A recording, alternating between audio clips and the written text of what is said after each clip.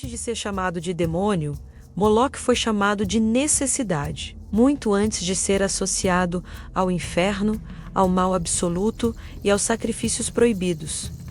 Moloque era um deus da ordem, um deus que, em sua essência, sustentava sociedades inteiras. Para os povos da antiga Canaã, Moloque não era um monstro sedento de sangue.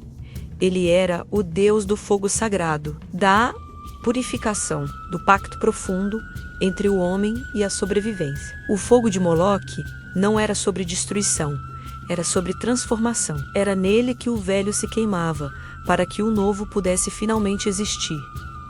Quando a fome chegava, implacável e devastadora. Quando as guerras destruíam colheitas, deixando apenas terra arrasada. Quando cidades inteiras estavam à beira do colapso, Moloque era invocado, porque ele representava uma verdade brutal. Uma verdade que preferimos ignorar. Algumas coisas precisam ser entregues para que outras possam sobreviver. E aqui chegamos ao ponto mais distorcido de sua história.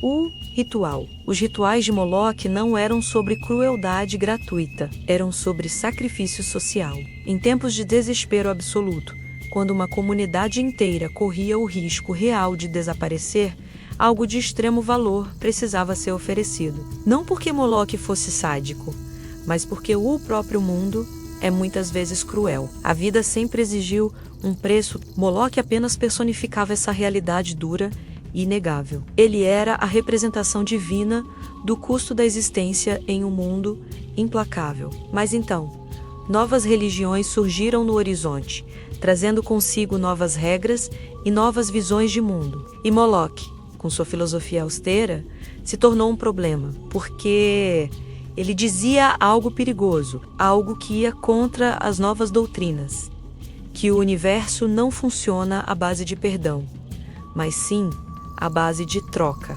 E uma nova fé, construída sobre um único Deus moral e misericordioso, não podia permitir que outro Deus declarasse isso abertamente.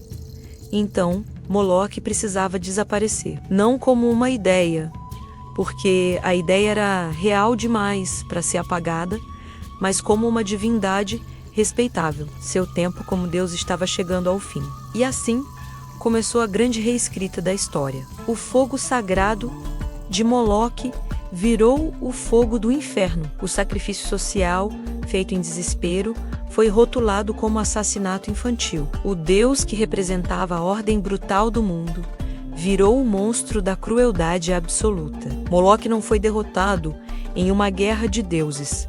Ele foi assassinado pela narrativa. Seus templos foram destruídos, não apenas fisicamente, mas simbolicamente. Seu nome, antes invocado em tempos de crise, virou sinônimo do mal encarnado. E o que era um deus que explicava o preço da sobrevivência se tornou o demônio que representava o mal absoluto, uma caricatura conveniente do que ele um dia significou. Mas o que foi realmente roubado quando transformaram Moloque? O que foi apagado não foi apenas um deus antigo, foi uma ideia perigosa, uma verdade incômoda, que o mundo exige sacrifícios, que toda civilização é construída sobre perdas invisíveis, sobre coisas e pessoas que foram entregues para que a estrutura pudesse se manter de pé, que o mesmo fogo que sustenta a vida também pode destruir. Transformar Moloque em um demônio foi a forma mais eficiente de esconder essa verdade de nós mesmos.